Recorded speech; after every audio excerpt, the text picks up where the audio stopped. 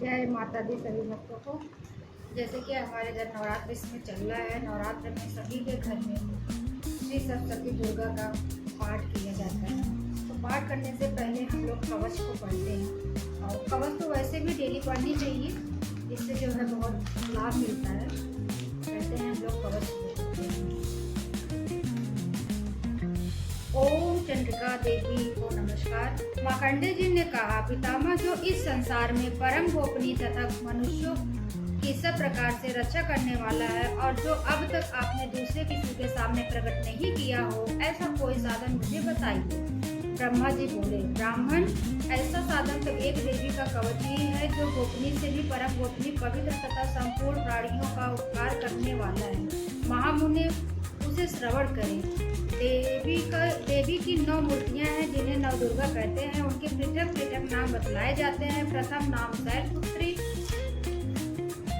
है, दूसरी मूर्ति का नाम ब्रह्मचारिणी है, तीसरा स्वरूप चंद्रघंटा के नाम से प्रसिद्ध है, चौथी मूर्ति को कुष्मांडा कहते हैं, पांचवी दुर्गा का नाम स्कंद माता है, देवी के छठे रूपों का कात्यायनी कहते हैं, सातवां कालरात्रि और आठवां स्वरूप महागौरी के नाम से प्रसिद्ध है, नौवीं दुर्गा का नाम सिद्धिदात्री है। ये सब नाम सर्वज्ञ महात्मा वेद भगवान के द्वारा ही प्रतिपादित हुए हैं।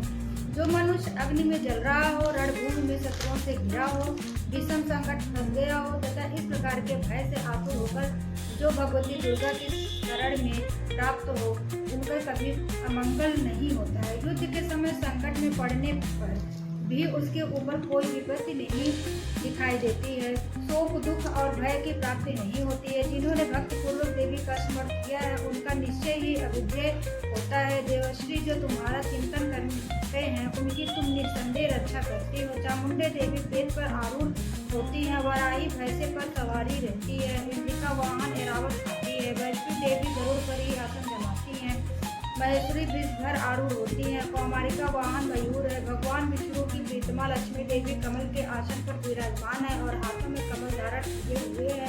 वृषभर आरूढ़ ईश्वरी देवी श्वेत पर धारण कर रखा है। ब्राह्मी देवी हंस पर बैठी हुई है और सब प्रकार के आभूषणों से विभूषित है। इस प्रकार ये सभी माताएं सब प्रकार की योग शक्तियों से संपन्न हैं।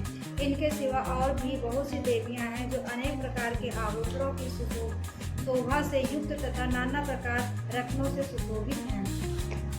ये संपूर्ण देवियां क्रोध में भरी हुई हैं और भक्तों की रक्षा के लिए रथ पर बैठी दिखाई देती हैं। ये शंख, चक्र, गदा, शक्तिहल और मूसल, खेतक और तोमर, परशु तथा पास, कुंठ और त्रिशूल एवं उत्तम शाखंड, धनुष आदि अस्त्र शस्त्र अपने हाथों में धारण करती हैं। दैत्यों के शरीर का नाश करना, भक्तों को अभयदान देना और देवताओं का कल्याण करना ही इनके शस्त्र धारण करने का उद्देश्य है। कवच आरंभ करने से पहले इस प्रकार प्रार्थना करनी चाहिए।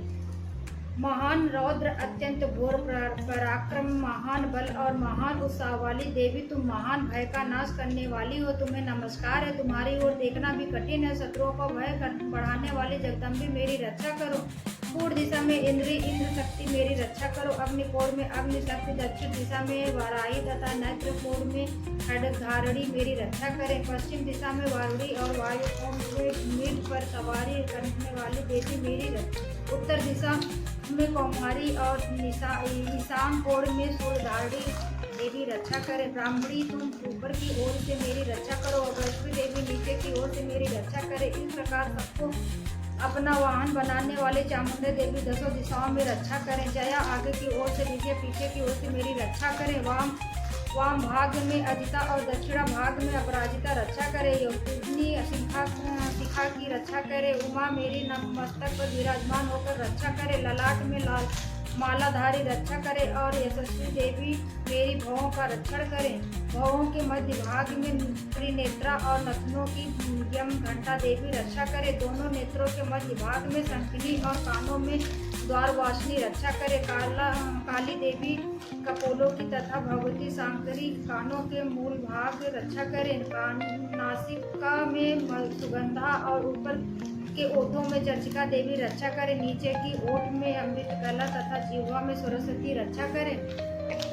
कौमारी दांतों की और चंडिका का प्रदेश की रक्षा करे। चित्र घंटा गले की घाटी की और महामाया तालुओं में रहकर रक्षा करें। कामाक्षी कोढ़ी की और सर्वमंगला मेरी वाड़ी की रक्षा करे। भद्रकाली ग्रीवा में और धनुधरी पृष्ठवंश मेरुदंड में रहकर रक्षा करें। कंठ के बाहरी भाग में नील ग्रीवा और कंठ की नील में नलकुबरी रक्षा करें। दोनों कंधों में खड़गनी और मेरी दोनों भुजाओं की ब्रजधारणी रक्षा करे। दोनों हाथों में दंडनी और अंगुलियों में अंबिका रक्षा करे। सुलेश्वरी नखों की रक्षा करें। फुलेश्वरी कुक्षी पेट में रहकर रक्षा करें। महादेवी दोनों स्तनों की शोक विनाशिनी देवी मन की रक्षा करें। ललिता देवी हृदय में और शूलधारी हृदय में रहकर उदर में रहकर रक्षा करें।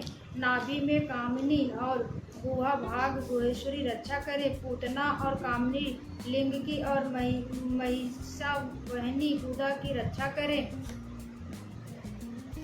भगवती कटि भाग में और विंध्यवासिनी घुटनों की रक्षा करें। संपूर्ण कामनाओं को देने वाली महाबली देवी दोनों पिंडलियों की रक्षा करें। नरसिंह दोनों घुटनियों और तेजस्विनी देवी दोनों चरणों की पृष्ठभाग रक्षा करें। श्री देवी पैरों की अंगुलियों में और तलवासिनी पैरों के तलुओं में रहकर रक्षा करें।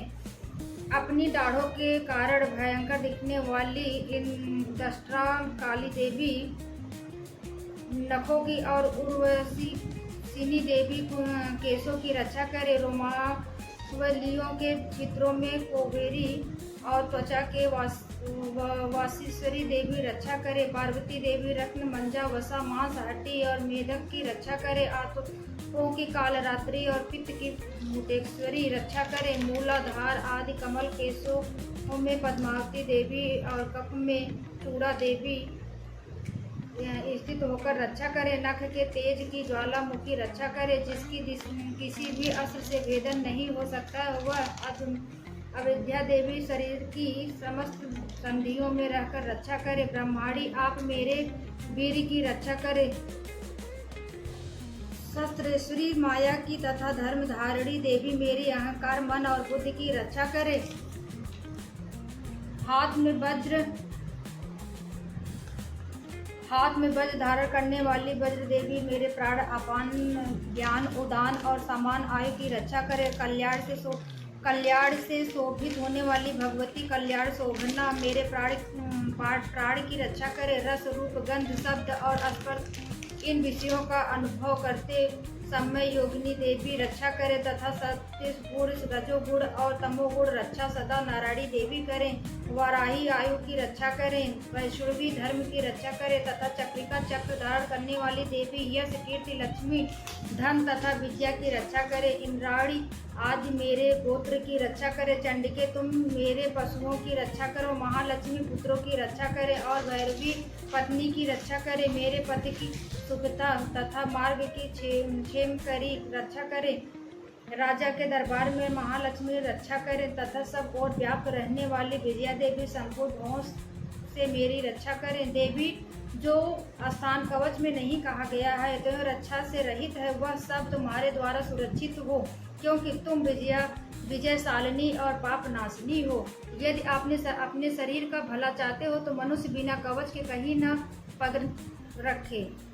कवच पाठ करके ही यात्रा करे। कवच के द्वारा जब सब ओर से सुरक्षित मनुष्य जहाँ जहाँ भी जाता है वहाँ वहाँ उसे धन लाभ होता है तथा संपूर्ण कामनाओं सिद्ध करने वाली विजय की प्राप्ति होती है। वह जिस अशिष्ट वस्तुओं चिंतन करता है उसको निश्चय ही वह प्राप्त कर लेता है। वह मनुष्य इस पृथ्वी पर तुलना रहित महान ऐश्वर्य का भागी होता है।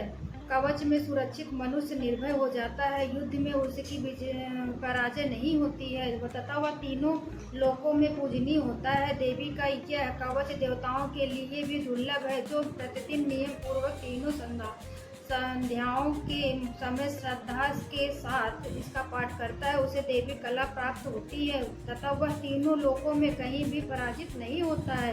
इतना ही नहीं वह अपमृत्यु से रहित और 100 से भी अधिक वर्षों तक जीवित रहता है।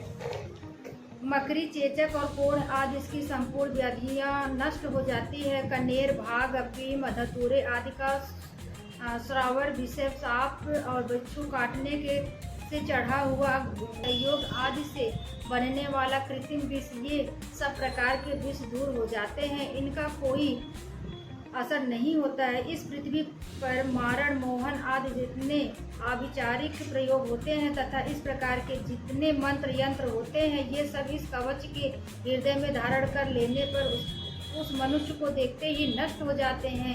यही नहीं, पृथ्वी पर चढ़ने वाले ग्राम देवता, आकाशचारिणी देव विशेष जल के संबंध से प्रकट होने वाले गण, उपदेश मात्र से सिद्ध होने वाले निम्न कोटि देवता, अपने जन्म के साथ प्रकट होने वाले देवता, कुल देवता, माला, कंठ माला आदि डाकनी, शाकनी, अंतरिक्ष में विचरने वाले अत्यंत बलवती भयानक डाकनियां, ग्रह, भूत, पिशाच, यक्ष, गंधर्व, राक्षस, ब्रह्म राक्षस, बेताल, कुष्मांडा और भैरव आदि अनिष्टकारक देवता भी हृदय में कवच धारण किए रहने पर उन मनुष्यों को देखते ही भाग जाते हैं। कवचधारी पुरुषों को राजा से सम्मान वृद्धि प्राप्त होती है। यह कवच मनुष्य के तेज की वृद्धि करने वाला और उत्तम है। कवच पाठ का करने वाला पुरुष अपने कीर्ति से विभूषित भूत तल पर अपने सुयश के साथ साथ विद्यों को प्राप्त होता है। जो अब पहले कवच का पाठ करके उसके बाद सरस्वती चंडी का पाठ करता है, उसकी जब तक वन पर्वत और कानूनों सहित यह पृथ्वी टिकी रहती है, तब तक यह पुत्र पौत्र आदि संतान परंपरा बनी रहती है। फिर देह का अंत होने पर वह पुरुष भगवती महामाया के प्रसाद से उन दैत्य परम पदों को प्राप्त होता है, जो देवताओं के लिए भी दुर्लभ है। यह सुंदर दिव्य रूप धारण करता और कल्याणमय शिव के साथ आनंद का भागी होता है। जय माता दी।